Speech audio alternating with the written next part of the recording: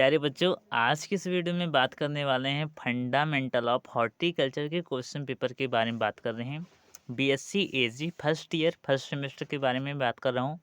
ये आज हम बात करेंगे सिर्फ फंडामेंटल ऑफ हॉर्टिकल्चर के क्वेश्चन पेपर के बारे में और इस क्वेश्चन पेपर को सॉल्व भी कराऊंगा। और हाँ, एक बात और ध्यान दीजिए कि जितने भी इससे संबंधित प्रश्न बनेंगे उन सभी प्रश्नों को मैं बताऊंगा आप लोगों को। ठीक है, तो वीडियो पर बने रहिएगा।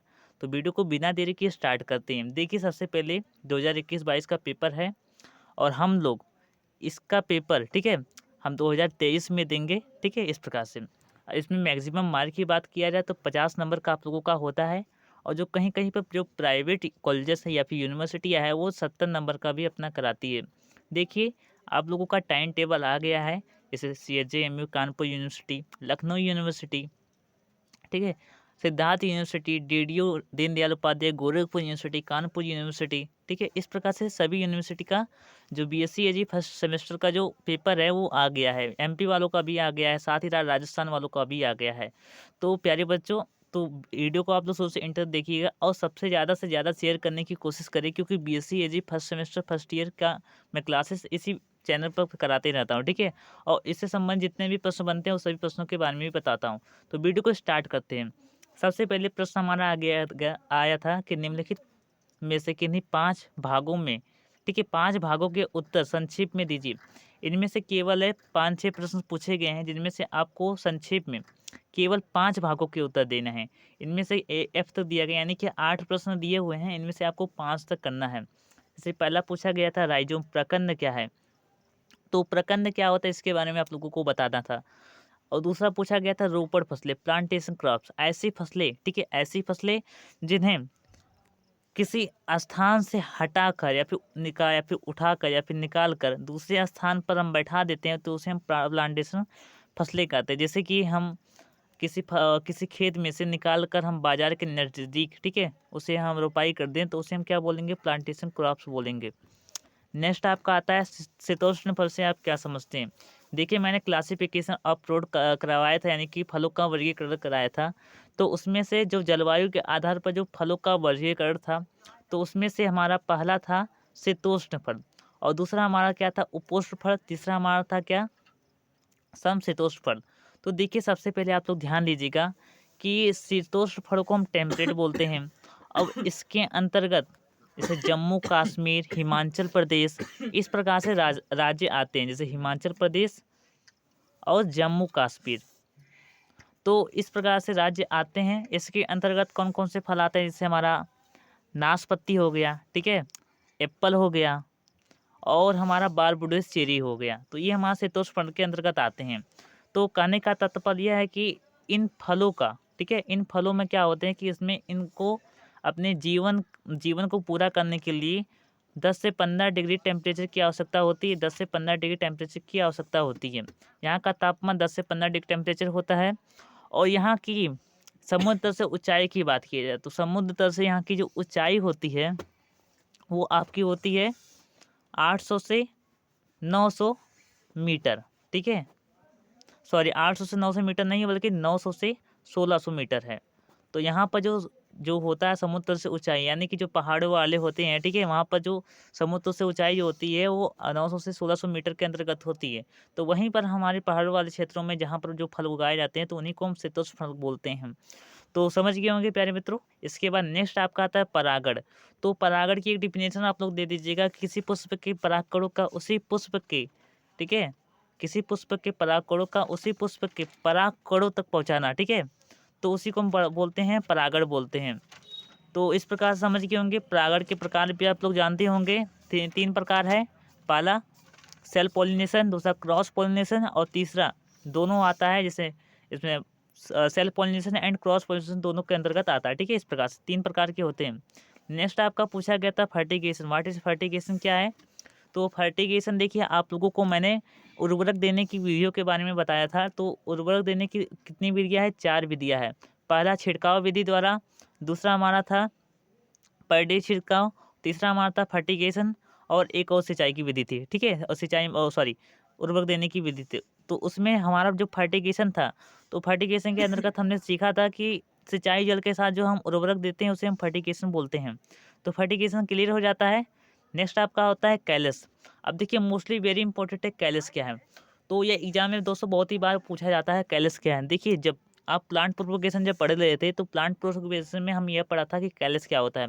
तो उसमें देखिए जब मूल वृंत को किसी शाख में बैठाया जाता है, ठीक है, जब मूल वृंत को हम किसी शाख में बैठाते हैं तो उससे एक प्लांट हमारा निकलता है। क्या निकलता है? प्लांट या फिर नन्हा सा अंकुर तैयार होता है, अंकुर सा पौधा तैयार होता है, एक आँख निकलते हैं, तो उसी को हम बोलते हैं कैलस।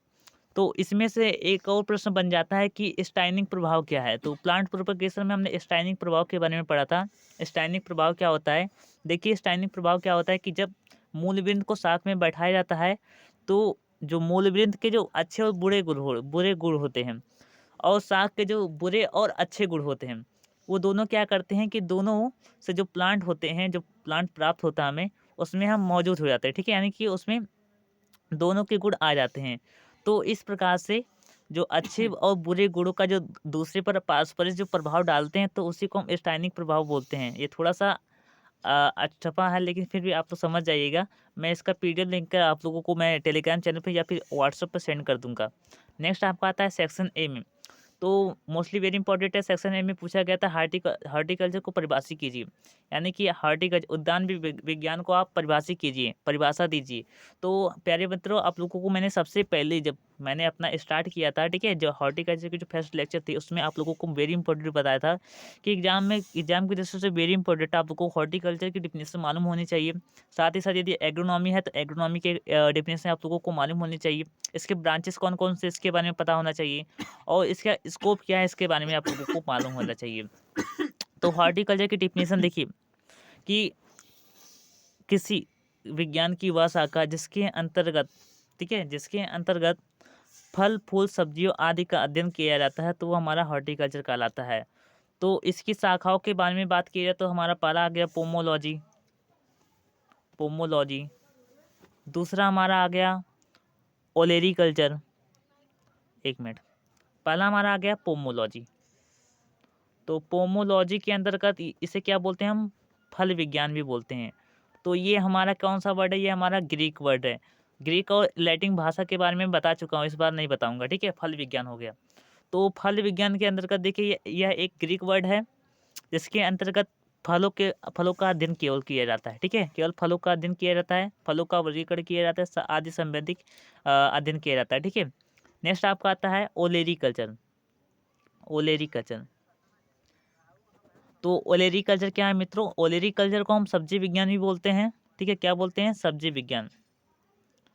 तो सब्जी विज्ञान यानी सब्जियों का अध्ययन ही हमारा ओलेरीकल्चर कहलाता है। Olericulture is a Latin word. Latin word है हमारा, सब्जी विज्ञान एक लैटिन वर्ड है, ठीक है। तो इस प्रकार से नेक्स्ट आपका आता है तीसरे नंबर पर। तीसरे नंबर पर आपका आता है फ्लोरीकल्चर। तो फ्लोरीकल्चर देखिए आमतौर पर फ्लोरीकल्चर को हम बोलते हैं फूल विज्ञान। क्या बोलते हैं? फूल विज्ञान। तो फूल विज्ञान क्या है? जिसमें फूलों का अध्ययन किया जाता है और तथा फूलों का, ठीक है, फूलों के बारे में संपूर्ण अध्ययन किया जाता है तो उसी को हम फ्लोरिकल्चर कहते हैं। और चौथा हमारा आता है खाद्य प्रसंस्करण, ठीक है, खाद्य प्रसंस्करण।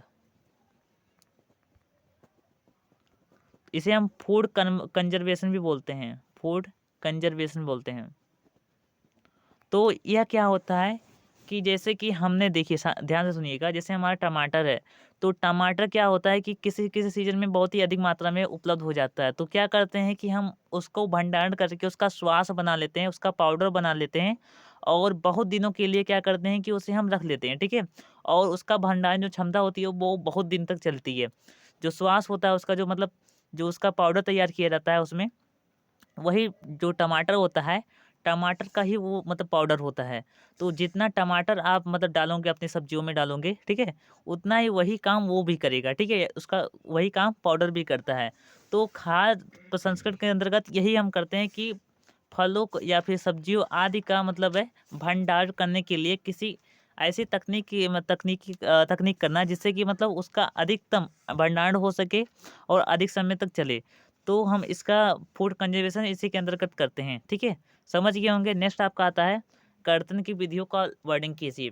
तो प्यारे बच्चों, हम आप लोगों को प्लांट प्रोपगेशन के अंतर्गत बताया था कि कर्तन क्या है। तो देखिए कर्तन क्या होता है कि प्रोपगेशन की इस विधि के अंतर्गत वृक्षों के या फिर पौधों के तना, जड़, पत्ती आदि का प्रयोग करते हैं। ठीक है, बीजों के अतिरिक्त करते हैं, बीज नहीं करते हैं इसका प्रयोग, इसमें बीजों का उपयोग नहीं करते हैं। इसमें क्या करते हैं कि जैसे हमारा पौधा है तो पौधों में से जैसे हमारा हो गया पत्ती हो गया, तो क्या करेंगे, पत्ती को काट कर क्या करेंगे, हम उसे बैठा देंगे। बैठाने मतलब उसे लगा देंगे किसी मिट्टी में, ठीक है, और मिट्टी में लगा देंगे। और मिट्टी कौन सी मिट्टी होनी चाहिए, वो मिट्टी जो होनी चाहिए वो उपजाऊ होनी चाहिए, उसमें बालूकांश अधिक होना चाहिए। और जो आप लगा रहे हो, ठीक है, वो दक्षिण और पश्चिम की ओर होना चाहिए, यानी कि उसका जो मुंह होना चाहिए वो दक्षिण से पश्चिम की ओर होना चाहिए। और उसका जो आकार होना चाहिए, कर्तन का जो आकार होना चाहिए वो 10 से 15 सेंटीमीटर के अंतर्गत होना चाहिए, ठीक है। और इसकी जो मतलब मोटाई होनी चाहिए, व्यास जो होना चाहिए वो 1 अंगुली के अनुसार होना चाहिए, ठीक है। आप जो आपकी जो अंगूठा आप देख रहे हो, ठीक है, अंगूठे की पतला होना चाहिए, उससे अधिक नहीं होनी चाहिए, ठीक है। तो इसके बारे में देख लिए। अगर इसकी विधियों के बारे में बात करें तो देखिए इसकी विधियाँ मुख्य रूप से 3 विधि हैं। जैसे पहला हमारा हो गया प्रति कर्तन, दूसरा हमारा हो गया तना कर्तन, तीसरा हमारा हो गया जड़ कर्तन। अब प्रति कर्तन में हम क्या करते हैं कि पत्तियों का प्रयोग करते हैं, और तना कर्तन में हम तना का प्रयोग करते हैं। तो तना कर्तन 3 प्रकार के होते हैं। पहला सॉफ्ट, जैसे मुलायम कर्तन द्वारा बनी कर्तनें, ठीक है, मुलायम लकड़ी द्वारा बनी कर्तनें, ठीक है। और उसके बाद क्या हो गया कि कठोर कठोर तने द्वारा बनी कर्तनें। और इसके बाद अधिक कठोर तने द्वारा बनी कर्तनें। तो इसी प्रकार से हमारा है विधिया। तो इसके बाद हमारा जो रूट का जो हमारा कटिंग था, तो रूट कटिंग में क्या करते हैं कि केवल हम जड़ यानी जड़ों का प्रयोग करते हैं। जैसे आमतौर पर आपने देखा होगा कि कुछ पौधे ऐसे होते हैं जिनके जड़ प्रयोग करते हैं बैठाने के लिए। तो क्या करते हैं, उसका हम थोड़ा-थोड़ा सा काटते हैं, उसके बाद काटने के बाद क्या करते हैं कि किसी स्थान पर उसे हम लगा देते हैं, और वो हमारा एक नया पौधा तैयार कर देता है। तो यही हमारा कर्तन की विधियाँ है। प्लांट प्रोपगेशन की बहुत सारी विधियाँ हैं। अब देखिए इस वर्ष जो पूछा जा सकता है आपका लेयरिंग पूछा जा सकता है। लेयरिंग क्या है? तो आप लोगों को मैं बताया हूँ कि जब पौधों को, ठीक है, जब पौधों को भूमि में ना लाकर, ठीक है, हवा में ही उसे, ठीक है, उसे नया पौधे तैयार करने के लिए जब योग्य बनाया जाता है तो उसे हम लेयरिंग बोलते हैं, ठीक है। तो इस प्रकार से लेयरिंग की भी विधियाँ है, ठीक है, लेयरिंग के बारे में भी बता दूंगा आप लोग को, ठीक है, चिंता करने की आवश्यकता नहीं है। ठीक है, नेक्स्ट आपका आता है आप फसत को परिभाषित कीजिए। तो मैंने बताया हूँ कि आप फसत किसे बोलते हैं। तो प्यारे बच्चों देखिए, एक मिनट, जस्ट वेट। हाँ, अब देखिए प्यारे बच्चों कि आप फसद किसे बोलते हैं। जैसे कि किसी कार्डवर्स जो फल होते हैं वो अपना मतलब फल नहीं उत्पादित कर पाते, यानी कि वो फल पैदा ही नहीं करते। जैसे आमतौर पर आम में देखे होंगे कि एक वर्ष क्या होता है कि आम में फल आते हैं और दूसरी वर्ष क्या होता है कि नहीं आते हैं। तो इसी को हम क्या बोलते हैं, अनफ्रूटलेस बोलते हैं। क्या बोलते हैं, अनफ्रूटलेस बोलते हैं। एक वर्ष आएगा फल, एक वर्ष आएगा ही नहीं, दूसरे वर्ष क्या करेगा कि अपनी वानस्पतिक वृद्धि करेगा। तो इसी को हम क्या बोलते हैं कि अपफलत बोलते हैं। और एक डिफिनेशन देखा जाए तो पूर्ण फलवान उसे बोलते हैं जो न केवल पकता और फलता है बल्कि वो परिपक्व अवस्था तक भी लेकर जाता है, तो उसे पूर्ण फलवान या फिर फलत बोलते हैं। ठीक है, तो समझ गए होंगे। तो अफलत के बारे में बता चुका हूँ और पूर्ण फलत के बारे में बता चुका हूँ। ठीक है, तो इसका कारण क्या क्या है, जैसे हमारा कारण में देखा जाए तो जैसे हमारा हार्मोन्स की कमी हो गया, ठीक है, या फिर निकाई गुड़ाई आप नहीं कर रहे हो, सिंचाई नहीं कर रहे हो, ठीक है, इस प्रकार से हो गया, या फिर आप उचित प्रबंध नहीं कर पा रहे हो, तो इसके कारण हो सकता है, ठीक है, अफलत। तो नेक्स्ट आपका आता है विभिन्न प्रकार की प्रसारणीय संरचना को समझाइए। देखिए प्लांट प्रोपोगेटिंग जो स्ट्रक्चर आपका होता है कितने प्रकार के होते हैं, आप सभी को केवल संरचना केवल देना है, ठीक है, किस किस प्रकार से होते हैं, किस किस प्रकार से नहीं होते हैं। नेक्स्ट आपका पूछा गया है बी सेक्शन में। अब देखिए सेक्शन ए में केवल 2 प्रश्नों के उत्तर देना था, और सेक्शन सी में, ठीक है, सेक्शन सी में आप लोगों को सेक्शन बी में आप लोगों को केवल 2 प्रश्नों का उत्तर देना है। देखिए सबसे पहले आप लोग क्वेश्चन पेपर को पढ़िएगा, उसके बाद आप हल कीजिएगा, ठीक है। इसके बाद नेक्स्ट आपका आता है, देखिए 6 नंबर पूछा गया है बागवानी फसलें, ठीक है, बागवानी फसलें के लिए सिंचाई के विभिन्न विधियों की विवेचना कीजिए। तो देखिए बागवानी फसलों में केवल एक ही सिंचाई की विधियाँ है, जो हमारा है रिंग विधि, ठीक है, रिंग मेथड है। तो रिंग मेथड क्या होता है, तो इसके बारे में भी मैंने बताया हूँ, इरिगेशन चैप्टर आप लोग देख लीजिएगा, ठीक है, मेरे प्लेलिस्ट बॉक्स में है, वहाँ पर आप लोग अच्छे से देख लीजिएगा। नेक्स्ट आपका आता है अनिषेक फलन। देखिए, आमतौर पर हमारे देखते हैं अपने प्रकृति में बिना निषेचन के कोई भी फलों का निर्माण नहीं होता है। लेकिन कुछ ऐसे भी फल होते हैं जो बिना निषेचन के ही फलों का निर्माण कर देते हैं। यानी कि ऐसे फल जो बिना निषेचन के प्राप्त होते हैं, तो उसे हम बोलते हैं अनिषेक फलन। ठीक है? तो इसके कौन-कौन से प्रकार हैं, कौन-कौन से प्रकार नहीं है, इसके बारे में भी आप लोग इसके नेक्स्ट वीडियो में मतलब समझेंगे। ठीक है? नेक्स्ट आपका आता है परागत और परागक। देखिए परागत क्या होता है? देखिए सबसे पहले आप लोग परागत और परागक के बारे में अच्छे से पढ़ लीजिएगा, क्योंकि देखिए ये एग्जाम में बहुत ही बार पूछा गया है, लगभग 4 से 5 साल तक लगातार ये क्वेश्चन आ रहा है। ठीक है? तो मोस्टली वेरी इंपॉर्टेंट है। देखिए पोलिनाइजर क्या होते हैं कि अपने परागकण को किसी पौधों को दे देते हैं, तो इसी को हम पोलिनाइजर बोलते हैं। और पोलिनेटर्स ऐसे होते हैं जो कि परागण में अपनी भूमिका निभाते हैं। जैसे कि हम देखे होंगे कि जंतु परागण, तो जंतु परागण में जो जंतुएं होते हैं, ठीक है, या फिर आप हवा परागण आप देखे होंगे, ठीक है, एयर पोलिनेशन आप पढ़े होंगे, ठीक है। तो उसमें क्या होगा कि